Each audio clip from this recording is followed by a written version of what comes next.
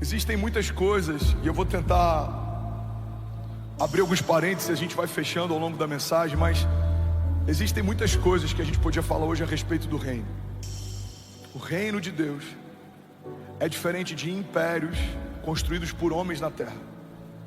Muitas igrejas se tornaram império usando o nome do reino, mas não se tornaram reino. Porque existe uma diferença entre usarmos o nome do reino de Deus e nos tornarmos reino de Deus. Alguém está comigo? Diga amém. O que me torna reino de Deus? Não é um slogan sobre o reino de Deus, não é um adesivo que carrega o nome do reino de Deus, não é estar sentado num banco de uma igreja evangélica. O que me torna parte do reino de Deus é quando eu nasci de novo, nasci do Espírito, me tornei um cidadão do céu. Então eu carrego as características de um cidadão do reino. E se você nasceu de novo, e se você faz parte de um reino, você precisa, eu vou botar entre aspas isso aqui, você precisa ter saudade de casa. Logo, as realidades do reino de Deus precisam atrair o nosso coração mais do que as realidades terrenas.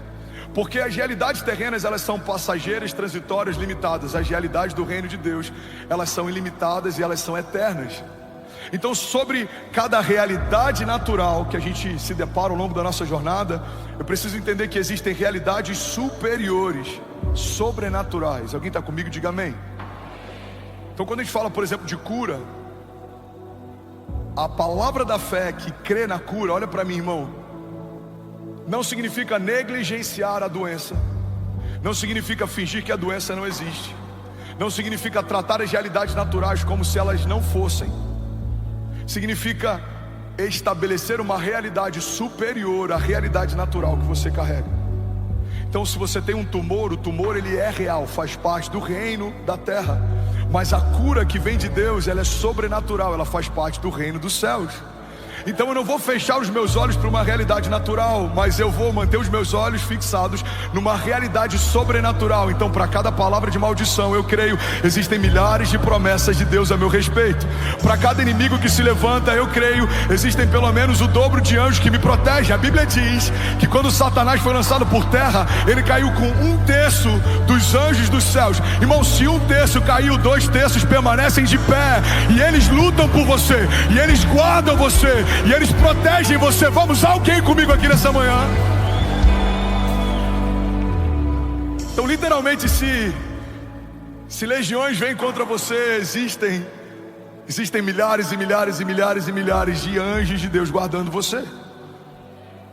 O Senhor dará ordem aos seus anjos ao seu respeito, para que você não tropece em pedra alguma. Isso fala a respeito de um cuidado de Deus. Alguém está comigo? Diga amém. Quando a gente fala sobre vida financeira, a escassez, a falta, ela é uma realidade natural. Não existia antes do pecado entrar no jardim. Porque para pensar, quando o homem foi criado, ele é colocado no jardim. Antes dele sentir fome, já havia alimento. Antes dele sentir sede, já havia a maior reserva potável. Antes dele sentir qualquer tipo de necessidade, a provisão já havia sido gerada por Deus antes da necessidade chegar. Essa é a dinâmica da graça. A dinâmica da graça gera provisão antes da necessidade chegar. Você nem pensou, Deus já proveu. Talvez você só não tenha percebido, mas a provisão já está lá. Deixa eu dar um testemunho aqui. Durante a pandemia, Kezinha grávida do Benício, a gente estava liderando uma igreja em Miami, passando uma série de desafios, perrengues, e eu tinha que pagar o parto. A gente estava com um processo de green card, e alguns advogados que são mais conservadores, eles não te aconselham a usar nenhum tipo de benefício social do governo, porque isso pode atrapalhar o teu processo de green card. Então o parto do Benício eu teria que pagar particular, mas eu não tinha dinheiro nem para fazer um enxoval do bem.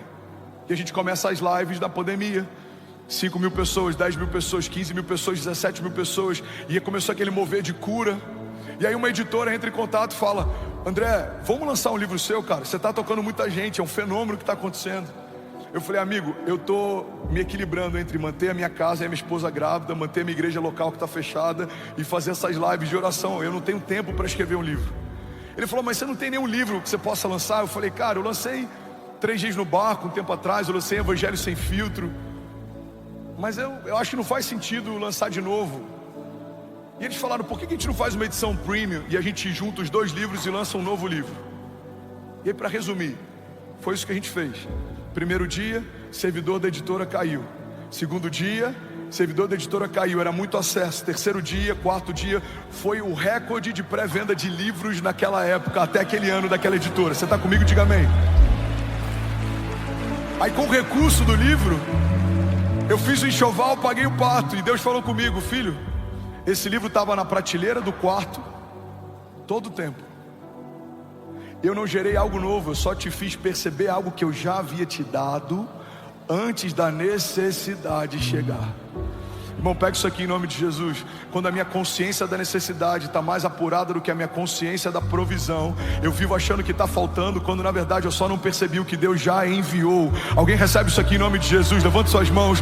Você vai ter consciência da provisão de Deus maior do que a consciência das necessidades. Você não vai colocar os seus olhos nas portas que não se abriram. Você não vai ficar sendo consumido por promessas que ainda não se cumpriram. Não, você vai se deleitar naquilo que Deus já fez, já deu, já abriu, já confiou, já aconteceu, em nome de Jesus. Alguém comigo aqui nessa manhã? Aleluia. Quando o meu olhar está firmado no reino da terra, eu vejo tudo que o reino da terra tem: falta, fome, medo, morte. Irmão, ontem o Rodolfo comentou algo no culto, que é algo que tem me consumido nos últimos anos. Já percebeu que a gente não vê tantas pessoas se manifestando com demônios nos cultos hoje, como a gente via 10 anos atrás? Você acha que os demônios pararam de operar? Você acha que eles entraram de férias, estão no sabático? Estão repensando o que eles vão fazer da vida? Eu estou cansado dessa vida de demônio, já tem muito tempo. Deixa eu me recolocar no mercado. Não, eles continuam operando, eles só mudaram o modus operandi. Como que hoje Satanás tem operado? Na nossa mente. Você não precisa de uma mão torcida para ser impedido, você só precisa de uma mentalidade cativa. Se você tem uma mentalidade de escassez, você não prospera. Se você tem uma mentalidade de desonra, você não cresce. Se você tem uma mentalidade egoísta, você não celebra o milagre que Deus está fazendo na vida do outro. Isso cria um impedimento do milagre de Deus na sua vida. Se você tem uma mentalidade ligada às coisas da terra, você vive com medo. O medo é uma expressão de dúvida. Pega isso aqui, irmão. O medo, todo tipo de medo, é uma expressão de dúvida. Eu tenho medo de morrer, eu tenho uma dúvida, eu não sei se Deus vai me manter, eu não sei se a minha saúde está bem, eu não sei se eu vou continuar de pé. Eu tenho medo de falir, é uma dúvida, eu não sei se eu vou conseguir suprir a minha empresa, eu não sei se eu vou conseguir manter ela aberta, eu não sei se eu vou pagar os funcionários. Irmão, todo medo é uma expressão de dúvida. E o que é a fé? A fé é o oposto da dúvida. Logo, a fé é o oposto do medo. A fé é uma firme convicção. É a prova de coisas que não se veem. A fé é uma dinâmica de antecipação. É tratar as coisas que não são como se já fossem. A fé significa celebrar o milagre que ainda não chegou como se já tivesse chegado. Celebrar a porta que ainda não se abriu como se já tivesse se aberto. Celebrar o gigante que ainda não foi derrubado como se ele já estivesse no chão. Alguém está comigo aqui? Diga amém. Então, quando a minha mentalidade está focada só nas coisas do reino natural, eu vivo com medo. Porque o reino natural é um reino que não está estabelecido sobre algo que é inabalável. Pelo contrário, o reino natural, ele é abalável, ele é corruptível. A palavra de Deus fala que em um dia, em algum momento, tudo aquilo que é corruptível será revestido de incorruptibilidade. Tudo aquilo que é perecível será revestido de eternidade. O que significa isso? Realidade do reino dos céus se estabelecendo sobre as realidades da terra. Você quer um exemplo? Quando Adão peca, quais são as consequências do pecado de Adão? O afastamento do jardim da presença de Deus. Mas também algumas sentenças são estabelecidas sobre ele. Alguém está recebendo algo de Deus aqui nessa manhã? Então, a nossa vida passa a ter um prazo de validade de 120 anos, não vai passar. A morte entra em cena depois do pecado. Não fazia parte da história antes do pecado. Agora você, mulher, vai ter dores de parto. Até as dores de parto são uma consequência do pecado. Não havia dor na gestação. Agora a gente precisa gerar com dores. Mas antes não. A gestação era leve. A partir do pecado, a gestação envolve processo, envolve lágrima, envolve choro. Outra dinâmica: a partir do sol do teu trabalho você vai colher. Ou seja, se você trabalha, tem. Se você trabalha, não tem. Somos reféns da nossa performance. Mas tudo isso é pós-queda. A graça, a redenção, o termo redenção significa resgate. Ou seja, significa que Jesus nos trouxe de volta para as realidades do jardim. Então, irmão, a morte não é mais o final da história de quem está com Jesus. A morte é só um intervalo, porque estamos acessando a vida eterna. Não é só para esses dias que Deus tem palavras para você. Deus tem palavras de vida eterna para você. Aquela declaração de Pedro é uma das mais poderosas que um discípulo poderia dizer naqueles dias. Para onde iremos nós, Senhor, se só Tu tens palavras de vida eterna? Não é mais sobre o suor do teu trabalho. A Bíblia diz: Deus dá àqueles a quem Ele ama enquanto dormem. Fomos feitos herdeiros de Deus e co-herdeiros em Cristo Jesus. Ou seja, antes da graça, eu vivia na medida do suor do meu trabalho. Agora, debaixo da graça, eu vivo na medida da minha semeadura e da minha dependência de Deus. Aquele que semeia pouco, pouco colherá. Aquele que semeia muito, muito colherá. Você vai falar: pastor, mas isso não é performance? Não, não é. A performance debaixo da graça ela é diferente. Você semeia 1, você colhe 30. Você semeia 1, você colhe 100. Você semeia 1, você colhe 1000 vezes mais. Irmão, o que você vai colher não é proporcional ao que você semeou. Você vai fazer o que você pode fazer, mas o Senhor vai fazer por você aquilo que só o Senhor poderia fazer.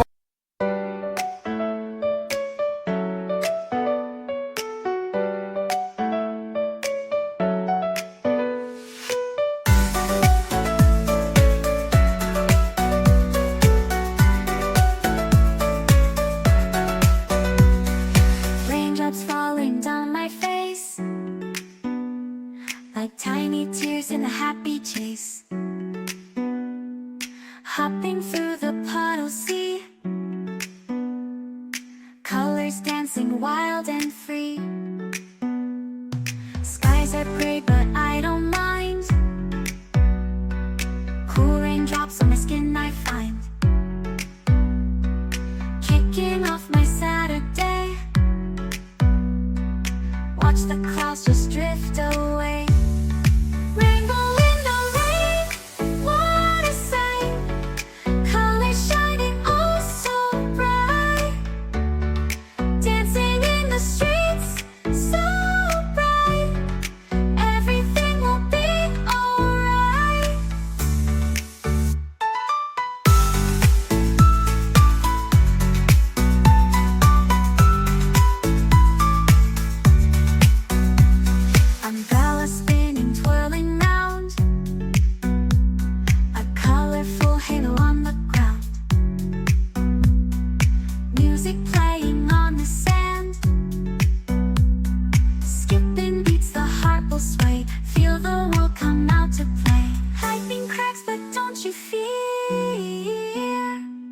Magic shines when skies are clear, raindrops whisper secrets true, a hidden beauty shines right through. Rainbow in the rain, what a sight, colors shining oh so bright, dancing in the streets so bright, everything will be alright. Raindrops falling soft, peeks through, rainbow magic me and you, smiling faces, hearts alive, everything will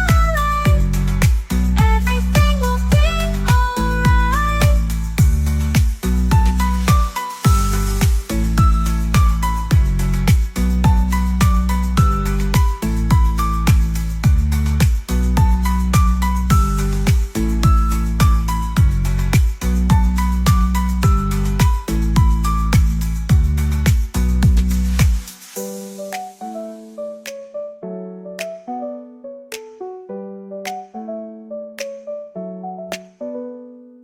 Raindrops falling, sun peeks through, rainbow magic, me and you, smiling faces, hearts alight, everything will be alright.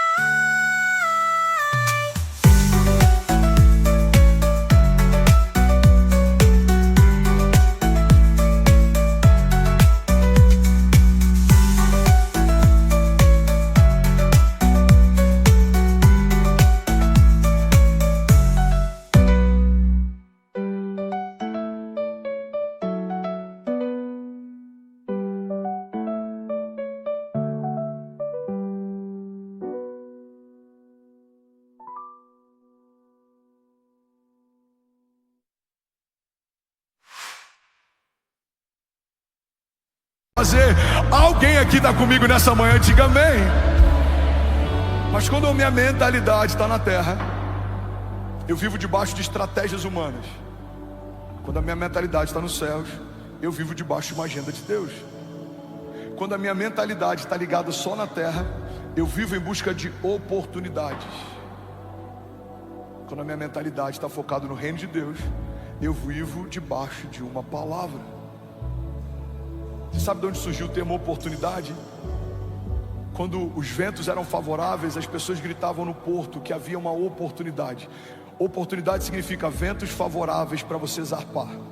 O problema é que quando a gente vive em busca de oportunidade, a gente pode entrar em qualquer barco só porque o vento é bom. Mas você que nasceu de novo e faz parte do reino de Deus, olha para mim.